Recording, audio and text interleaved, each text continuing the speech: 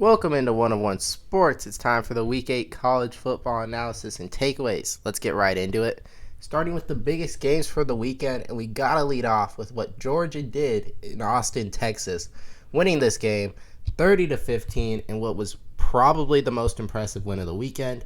And I thought Georgia would win this game, but I didn't think they'd win it like this, right? On paper, Texas should have been able to win the line of scrimmage battle. They had better receivers for the passing game, and they had, to this point this year, had a much better defense. Now, there was always, the slight concern that Texas hadn't played the top-level competition. Like Georgia at one point hadn't allowed a touchdown all year. Then they played Alabama. They're kind of exposed a little bit, right? So there was always that possibility. But on paper and having home field advantage, Texas seemed like they should win this game, which is why a lot of people picked them. I picked Georgia because the season been a bit of crazy. You got a kind of the unexpected thing, and I thought Georgia still had the physical profile to match up with Texas. Was gonna feel disrespected, give a top level performance. I thought Beck would play one of his better games, and I thought Kirby Smart was still one of the best coaches, especially when he's not playing Alabama. So I thought Georgia would win this game, but I thought it'd be much closer, and I didn't think they would be able to. I thought they could hold their own on the line of scrimmage. But the way the D-line just wrecked Texas's offensive line was pretty shocking. Quinn Ewers never had really any chance with how much he was getting rushed. Same with when Arch Manning came in for a little bit. So just the thorough domination up front was just really, really shocking and really impressive. But, of course, in the second half, Texas did play much better. They come out of half, they score a touchdown, and, we see them like at that point where they got the interception, which was just absolutely crazy. I thought that Texas fans throwing stuff on the field was maybe going to win their team a game because it seemed like momentum was swinging really far back in their direction. And it kind of did, right? They just had too many drives where, they weren't taking field goals anymore at that point in the game. And they were getting stopped on fourth down. So I think it was like a little bit closer than the score suggests just because Texas got into Georgia territory multiple times after, but was no longer like taking field in a position to take field goals. They were just going for it, and they got stopped consistently. I think Georgia, you got to have some concerns too because this week you've to come out, you play well in the first half, but the second half a little bit questionable, and the Alabama game is kind of opposite. But I mean, my main concern would be both big games you played this year. Carson Beck's thrown 3 interceptions, so 6 in 2 games, and I think he only threw 5 all of last year. So that's got to be concerning if you're a Georgia fan. And then on the Texas side, I mean, you still have everything in front of you. I still think you're a top-tier team. You just didn't play your best in this game, and Georgia was the more physical team. So that is concerning. So Texas, you got to be wondering, okay, was this just Georgia being, one of the best programs in the country, or when we play, maybe even like a Florida, I know still on their schedule, is our passing game susceptible, or is our O-line, if we were to play, I don't think it plays South Carolina, but South Carolina has the 2 really good edge rushers with Kennard and Stewart. Like if we were to play South Carolina, would our O-line hold up? There's that kind of concern for Texas. But overall, it's more just an impressive statement win by Georgia and shows they're still, a top-level contender in the sport, maybe the top contender. Moving on to our second huge game of the day, and that was Tennessee defeating Alabama 21-17 in what was really surprising to me. Just watching it, it felt like Alabama was in control the whole way through.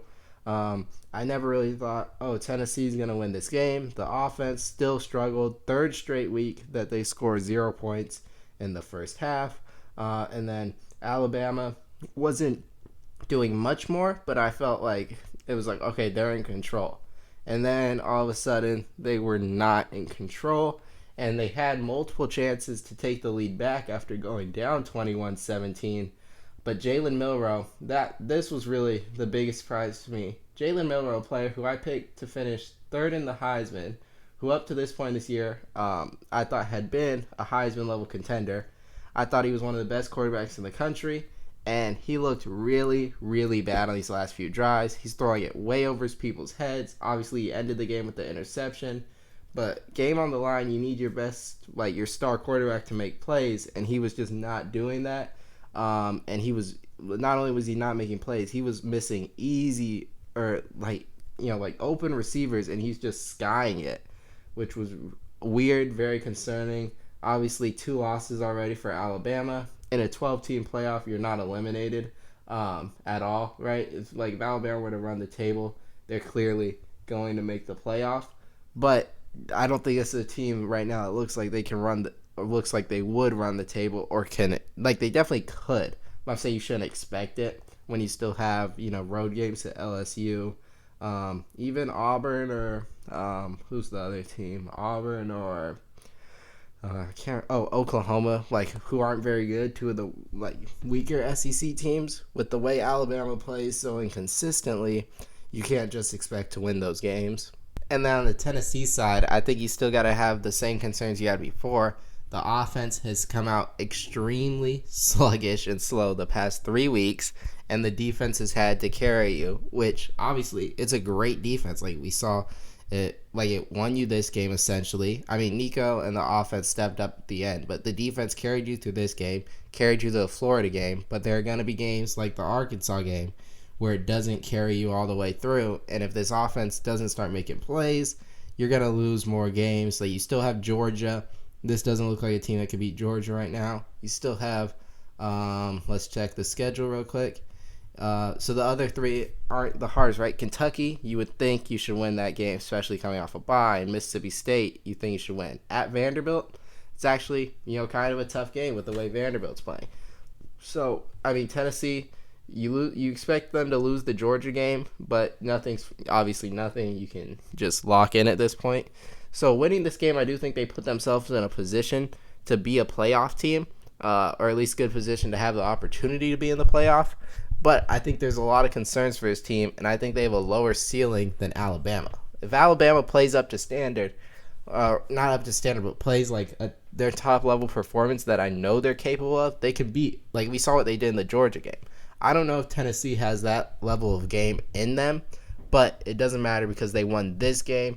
And, I mean, I guess there's the theoretical that if Nico were to take this step forward and look like he did against the easier teams he played early in the year, maybe they can become a top-level contender. I'm not really seeing that right now. That's not to take away from this win, but I see it more of as a really good defensive team that's carrying them, which limits their ceiling, and then Alabama, once again, not giving the level of performance they're capable of. Illinois, going up against this Michigan defense, was going to struggle a lot offensively, and then I thought Michigan was going to lean on them, not have to throw the ball too much, kind of like how Penn State beat Illinois. But Michigan decides, I'm going to go on a rant here. The coaching for Michigan makes no sense to me. They consistently throw the ball on first down, or run the ball with Donovan Edwards, when the only really good play they have is just handing the ball off to Khalil Mullings. They should never be throwing the ball on 1st and 10, yet they continue to do it. And then I thought, maybe they'll use a package for Alex Orji because Hank Brown ran all over Illinois for Purdue last week. They don't do that. Instead, they use Jack Tuttle, and he fumbles it every time he tries to run the ball. And so that's just terrible. And it's just, you have a weak point at quarterback, though, and yet you consistently come into games planning on, it's fixed this weekend, but it's never going to be fixed. Not this season. None of the 3 options you played are good, and you don't have good receivers. You need to run the ball, but they kind of just refuse to do it, and again, that puts them in a position to lose this football game. You gain the same amount of yards as Illinois pretty much, but you just turn the ball over with fumbles and interceptions. So that's going to lose you a game, and I was once again wrong about this Michigan Wolverines team. But where was I right? And that's going to be with the South Carolina Gamecocks. I talked about how I didn't understand how Oklahoma was favored in this game. Thought South Carolina clearly should have been the favorite. Oklahoma has a terrible O-line, and South Carolina has maybe the best pass rush duo in the country in Dylan Stewart and Kennard. So I thought, and I thought Oklahoma was playing the wrong quarterback, so I thought they would never have a chance, and they did not. Came out 3 turnovers on their first 3 drives, including 3 defensive touchdowns, and the game was over from them. Jackson Arnold did come in eventually, who I thought was better than Hawkins, but still, neither of them really has a chance behind that O-line when you're facing a defense like South Carolina that's going to get after the quarterback. You just have no time, and you don't have elite perimeter talent, at least healthy, that you can trust to just throw it up if you're under pressure. But South Carolina, great defense performance, dominant win against Oklahoma, and I was right that they clearly should have been favored and had a clear matchup advantage against Oklahoma. But back to where I was wrong, and that was Arkansas. I thought they were going to beat LSU in this spot. Thought coming off a bye, LSU in a letdown spot. And they were hung in there for the beginning, and then it got away from them. But yeah, I was just wrong on this game. Maybe I'm overrating Arkansas, or maybe I'm underrating LSU. Because right now I'm like LSU. I think is top 10 team in the country of the AP poll. Like I'd have them nowhere near the top 10. I just don't believe in that team. So maybe I'm underrating them. They actually are that caliber. I think it was just I still don't believe LSU after this game. I would pick them. I know they have A&M coming up. I'll probably pick them to lose that game. I know they have Alabama. I'll probably pick them to lose that game, even with how Alabama's looked. I just don't think LSU is a top-level team. It just might be that Arkansas is also not on that level. But nevertheless, I was clearly wrong about this game. This game specifically, I'll admit I was wrong about LSU. For the season as a whole, I'm still holding out to see. But yeah, picked Arkansas to win, and they got crushed. So now, who was the most impressive team this weekend? Not counting Georgia, since we already talked about that. And I think you've got to go with the Indiana Hoosiers, defeating Nebraska 56-7. I mean, I picked Indiana to win, but I talked about how I was expecting a really tight, hard-fought game. This was going to be Indiana's first, really good team. Not really good team, but good team they were playing. Because I had Nebraska probably a borderline top 25 team. And I thought, I think both teams were coming off a bye, so it should have been well prepared. And this was just domination, complete and utter domination. They confused Dylan Royola, rushed Dylan Royola. He made mistakes, couple interceptions. And then it didn't even matter when Curtis Rourke, their quarterback, went out. The backup came in. He cooked in Nebraska's defense. They could run the ball in Nebraska. They just looked like a dominant team. And Nebraska, we've seen, sure they lost to Illinois, but that was in overtime. And Illinois, we think, is a pretty good team. And Nebraska, I think, in general, most people had agreed was a top 25-ish team. And to see Indiana beat them 56-7, it really makes you think, how good is this Indiana team? How good is Kurt Signetti, this coach? How good is Curtis Rourke and this receiving core and this run game? Could they really? Because you look at their schedule now, it's pretty manageable. I mean, they should, now emphasis on the should, because crazy things happen all the time. They should be able to make the college football playoff, which is crazy to think about. I don't think anyone was picking Indiana in the preseason to make the playoff. If you did, shout out to you, because that's a crazy prediction. Outside, not if you're an Indiana fan, doesn't count. But 56-7 win, it was definitely the most impressive win of the weekend. I'm hoping that the AP poll finally give them some respect, as I've said they should be higher, but now they really got to put them higher than what they've been ranking them.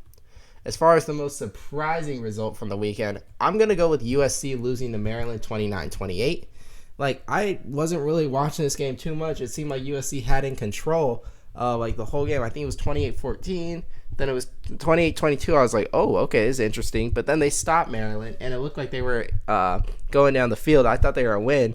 I stopped watching it. Then I see that they had their field goal blocked, and Maryland's able to go down and win the game. And Lincoln Riley and USC lose another tight game. It's kind of crazy to think about because, you won the LSU game in a close game fashion, and it looked like this team was going to be one that was good in that spot, winning, tight games, 50-50 games, just based off week one. But since then, you lose to Penn State in the overtime, you lose to Maryland, and that's 2 straight weeks where you got the early lead, and then, you just lost it.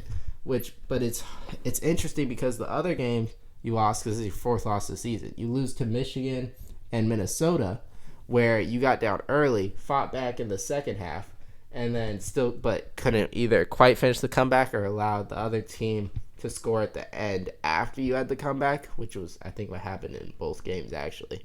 And then you fix that. You're coming out to hot starts against Penn State and Maryland, and now you can't finish on the back. So just an inability by his team to play a full, complete game of football since week one. This cost 4 really close victories. Like, you could have definitely beat Michigan. You could have beat Maryland. You could have beat Penn State. You could have beat Minnesota, right? But you lose all 4 of those games. Now you're a 3-4 team, and it's a really disappointing season for USC. And I know like Joel Klatt on his podcast was talking about USC's better than their record, but maybe they're not, right? And so now let's raise questions. I think you gotta consider like how is USC a good team at all? Is this program moving in the right direction? I thought they were because of how the defense looked, but I think you've got to at least reevaluate if this program's headed where we thought it was headed a few weeks ago. Some other games of note I wanted to talk about. First was Miami over Louisville. What to talk about here? I mean, Cam Ward has another Heisman-like performance, puts up 52 points, over 300 yards again. I think 4 touchdowns. Louisville, especially Tyler Shuck had a great game. There were a ton of explosive plays, which was expected. If you watch my prediction video, I talk about explosive plays being like the key to this game because Miami's defense gives them up and their offense is one of the best at making them. So you always knew this was going to be high scoring, but it's even more high scoring than I thought it was going to be, and more explosives than I expected. But I did expect a lot, and it delivered. It was a really exciting game. Louisville put up a hard fight, and maybe people are going to are going to doubt Miami because of this. Another tight game. Defense has questions, but I just see it as in a year where all these top teams are going down and losing these kinds of games, Miami with Cam Ward consistently finds a way to win them, which to me, that's really impressive. And I mean, I prefer wins over loss. So Miami, I'd rather be Miami than Tennessee or maybe Georgia's different because it's Alabama. Tech's different because it's Georgia. But like these one-loss teams, lose games, I feel like sometimes get more credit than Miami, who's actually undefeated just because Miami wins close games. Kind of like what happened with Washington last year when Washington would win close games and they'd be ranked behind teams who actually lost. Then BYU over Oklahoma State, an absolutely crazy finish on Friday night. BYU remains undefeated. Don't know what kind of defense Oklahoma State was playing there. That was just ridiculous. But yeah, BYU. The key, takeaway for this game, BYU moves to 7-0, and now, at this point in the season, over halfway through, you gotta look at them. Are they the Big 12 favorite, or is it maybe one of these 2 other teams about to mention, Iowa State, who beat UCF? I like this team a lot because we saw them. Well, what you saw in this game, you go down, but you're able to your quarterback's able to make big plays, your receivers able to make big plays. We saw it in the Iowa game as well. So because this is a team that even when they're down, I think has the players who can step up, that makes me like this team a lot. Then Kansas State dominated West Virginia. But so I think right now these 3 teams clearly look like the best in the Big 12. And so you would think one of them will be in the college football playoff and in one of those top 4 spots getting a bye, most likely. A few more games. Missouri over Auburn. What a crazy end of this game. Brady Cook returning from the hospital on homecoming to win his team the game. Absolutely incredible. Auburn finds a way to lose again, so it's just crushing for that fan base. Missouri stays alive in terms of could they be a playoff team or maybe SEC title team? I don't really see it. I don't think this team's good enough, but they do stay alive for at least another week. Colorado rolled Arizona. My Arizona Wildcats, very disappointing season. Just the offense, I don't get what happened when Noah Fifita was so good last year, and you have, in my opinion, still, I think at least most people agree, top 5 receiver. I still think he's the best, but he's just not getting, Fifita's not getting the ball well enough, or the coaching.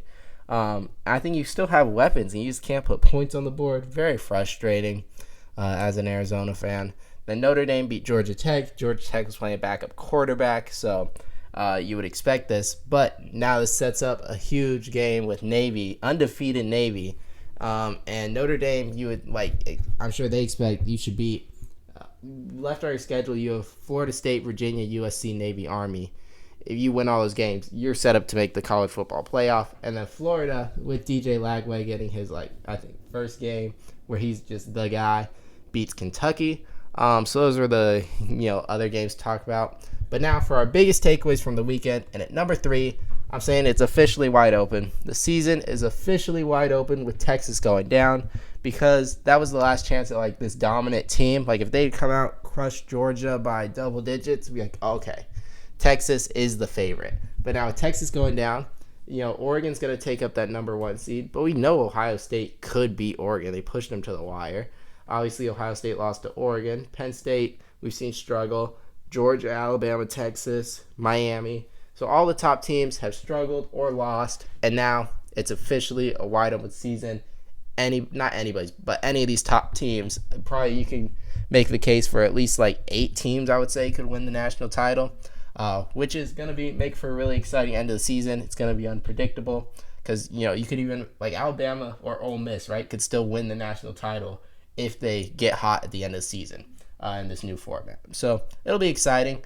Now, do I prefer it? No, I prefer the 12-team format, which I'll talk about right here. It might be hard to fill this playoff, right? I mean, there's going to be teams that get in that you're like, really? Because these teams right now, there's a lot of mediocre to slightly above average teams, but because of the lack of really good teams this year, you're going to have some teams get in that's going to be like, oh, yeah, we didn't really need to expand this far. Now, I'm sure it'll be different in other years, but this year specifically, it might be hard to find 12 teams to make this playoff. And then finally, Georgia's still Georgia. I mean, you beat Texas like that, it just shows everyone you're still here. You're still a top team, top program. You lose to Alabama, but that's what you've been doing. But yeah, you're still the premier program in college football, and that's the biggest takeaway from the weekend.